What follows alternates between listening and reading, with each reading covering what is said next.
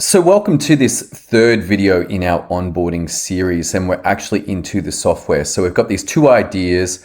One is that the MagicBoards has our SOPs and our results all on one screen. And the second is that we've got this library that we can run from. So we can't see a MagicBoard right now because we haven't got anything to run yet. So we need to do that first. And up here, I'm going to click that, and I'm just going to create a blank one just to show you a couple of things that we've been talking about.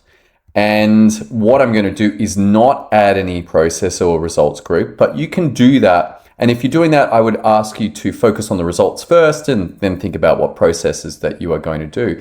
If you do already have a whole bunch of processes and you know the results, then you can bring those in.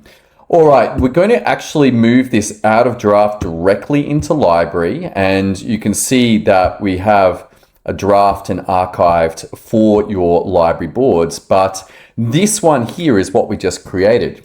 And so if we come back to our home screen, you can see now that we can actually run a system, and that is going to be our blank marketing. You can rename this and first run, and we're going to create that. You can add a due date if you want. And what it's now doing is creating its first magic board.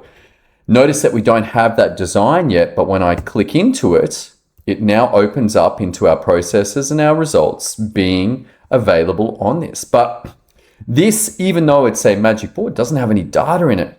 But I'll just quickly run you through so we can see that back will take me back to the whichever system I was in, whichever board, home board I was in.